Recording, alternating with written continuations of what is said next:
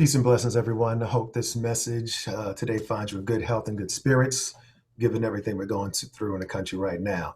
We do want to continue our series, Bias by Us. Some folks have asked what the us stands for, multiple meanings, you and I meaning us, also US, the United States, lots going on. So we're going to continue with our series on myth busting, the impact of misperceptions and bias on the relationship between police and African Americans. I am Dr. Bryant T. Marks. I am a tenured professor of psychology at Morehouse College in Atlanta and chief equity officer and principal trainer at the National Training Institute on Race and Equity. So we appreciate all the positive feedback we received in the last video. We're going to have them coming out more frequently now. Thank you for the comments and the encouragement. It's been great. We just want to contribute to the national conversation with some evidence-based perspectives. So let's dig in a little bit. Now, just to be clear, last time we talked about the myth and perceptions related to Black males. Today, we're going to talk about perceptions of officer-involved shootings, but it's going to involve a balance of community members and police. Sorry, community members and police. All right, so let's get into it, folks. Here is our myth for the day. Fatal shootings of unarmed Black people by police are common. Now, we'll define common shortly, but we mean it in the everyday sense, okay? Now, officer-involved shootings do happen more frequently than we would like, absolutely. But are they an everyday occurrence? Actually, they are not, and it's actually far from it. So let's dig into the data. Let's look at mean use of force rates per 1,000 arrests by severity and citizen race. This is a national sample across the country. Most police departments have what's called a continuum of force, where it's either 6, 7, 8, up to 9 points in terms of options they can use force-wise to control a situation. So lethal being, that's gun, that's a lethal use, can lead to a fatality. Less lethal, that is taser, canine, dogs, weapons like a baton, OC spray, pepper spray, hands and body. So hands and body by far the most frequent use, as you can see here. The darker bars on this graph represent Black folks. The lighter bars represent white folks. This difference is statistically significant. But when you look across the board, you see lethal use very low. And even when you look at hands and body, relative to 1,000, we're at 37 for Black folks. That sort of thing is lower than we might expect. But nonetheless, the gap is there, not good. All right, we understand. Now, some of y'all are thinking, well, that's because Black people resist arrest more and they need to be controlled. Slow down. Show me the data, right? That says Black people literally resist more than white folks do. An argument can be made that white folks who may experience a sense of entitlement may push back more than Black folks who historically have not been treated well by police. Okay, so show me the data before you assume. All right, next. Now, this is interesting. We're going to break down officer-involved shootings in 2015. 2015 is a pretty good case study. There were several high-profile cases where Black folks died by the hands or in custody of police. 2015 was Sandra Bland. That was Freddie Gray. That was Walter Scott. So several high-profile cases, amongst others. So let's dig in here. So what you need to understand is there's about 1,000 officer-involved shootings per year in the United States. Okay, roughly 1,000, give or take. In 2015, there were 990. Of that 990, 27 of the suspects, or the victims, I should say, could not be identified by race, which left 963. Of that 963 who could be identified by race, this is how things broke down. Okay, in total numbers, 495 white folks were shot and killed by police in 2015, 258 Blacks, 210 other racial groups. Here's the deal, folks.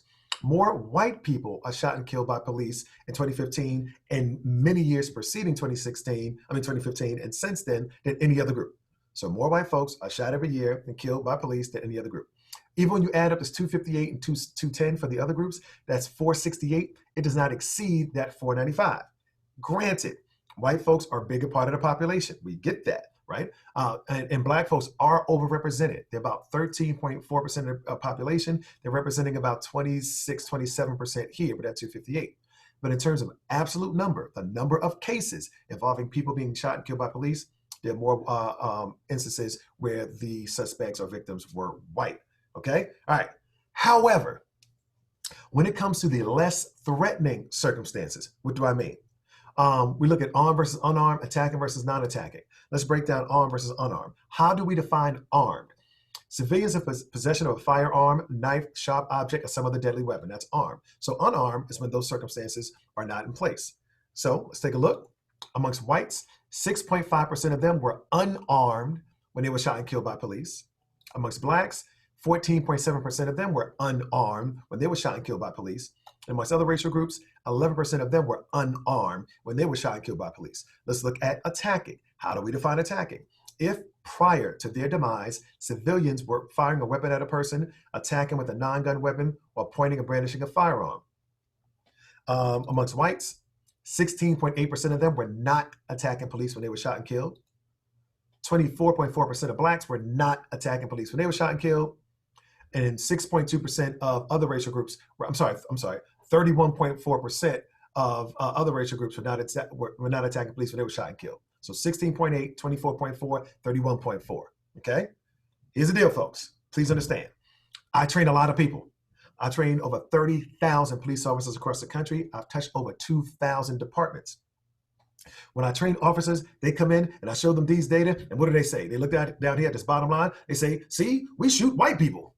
I mean, they don't say it like that, right? But the notion is, the implication is that they're not out shooting black and brown folks left and right, okay? When the community members come in that we train, they look at these percentages and see that disproportionality. Folks, here's the thing you have to understand. Multiple things can be true at the same time. I want y'all to see me here. Here's the deal. On the one hand, more white people are shot and killed by police every year. That is true than any other group. On the other hand, under less threatening circumstances, more black and brown people are killed. Multiple things can be true at the same time. And every once in a while, two inconvenient truths collide. And it's tension, and it's awkward, and it's difficult. And you just got to deal with it. There is no panacea. There is no easy way out, right? Some of this data is tough, and we're going to have to deal with it. And this is going to come up multiple times. All right, so let's get back here, and let's break this down another way. So in our sessions, I also ask community members, what's your best guess? What's your estimate as to how many unarmed black people are shot and killed by police every year? We've heard estimates as high as 200 or 300, okay?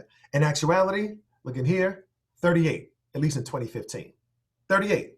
We got to put it into context. There's about, 42, 43 million black folks in the United States, right? You take out the kids, let's say there's like 33, 34 million black folks, 14 years and older. And there's over 800,000 police officers throughout the United States. How many contacts do you think 800,000 police are going to have with 33, 34 million black people over the course of a given year, right? I'm not just talking about arresting them for a crime. I'm talking about giving them a ticket, walking down the street. They're in the proximity where cops could engage these black folks if they chose to. How many of those proximal contacts happen? You're talking millions of contacts. Millions of contacts. Out of millions of contacts between police and black folks, how many end up with an unarmed black person dying? 38. 38 out of millions. That's less than 1/2 of 1%. Okay? Now, some of y'all get ready to push back and getting all emotional. Relax. Because the deal is, however, given that improbability, the low frequency, however, if you're one of those 38 families, it's real for you. If you're one of these folks, let me be clear. I wish this on no one within the sound of my voice, especially if you are a parent or caregiver, to have to bury your own child at 12, 13, 14 years old under ambiguous circumstances, or even if they're a grown black male under ambiguous circumstances, right? I can't imagine the pain. It is unnatural for a parent to have to bury their own child. I can't imagine that pain. So what happens is you have a family going through that pain, experiencing the loss of a loved one. They see the video. It's ambiguous. It seems shady to them because they are not police. They haven't had hundreds of hours of training. They don't know practice, policy, and procedure, okay? They see the video. It seems shady to them. But then what happens? The police chief has a press conference, which they should. At the press conference, they announce, well, this is unfortunate circumstances, but we have to conduct an investigation. And that's true. But here's the deal. That investigation, depending on the circumstances, may take up to 1 year to conduct or longer. Folks, let's look at the parents. On the one hand, their pain is immediate. Their pain is right now. What does the parent say? You talking to me about some 1 year investigation? My baby is dead. The funeral's on Saturday. Don't talk to me about some investigation. And what do they feel? They want relief immediately because the pain is real. So what do they say? CNN, Fox News, MSNBC, y'all come in 24 hours a day. You cover these protests and so forth. Why? Because my baby is dead and I'm hurting. Folks, if your police, take off your cop hat and be human. The loss of a child is unnatural. And you're asking these folks to accept this long-term. They want to feel a sense of relief immediately, okay? However, we have to be balanced in our perspective. What do I mean? A thorough investigation may actually take a year. With forensics and analysis and experts and so forth, it could take that long. So let me unpack this again, okay? Look at me. Multiple things can be true at the same time. On the one hand, right, you have a grieving family, the pain is immediate, they want relief. On the other hand, a thorough investigation may take a year, and every once in a while, two inconvenient truths can collide, and it is difficult, and it is awkward, and there is no panacea. You just got to deal with it, okay? So folks, if we're doing this work with fidelity and integrity and authenticity, we have to consider the data. We have to understand we may have a misperception based upon the over coverage of officer-involved shootings. We have to acknowledge, though, they are infrequent, but when they do happen, they are disproportionately Black and brown. Both things can be true at the same time, all right? So we're going to sort of end it there. I do want to sort of put our contact information again, and send us an email, follow us on social, do that sort of thing. The videos will start coming out a bit more frequently. We're building up a lot of content. But we do want to contribute to the national conversation in an evidence-based way.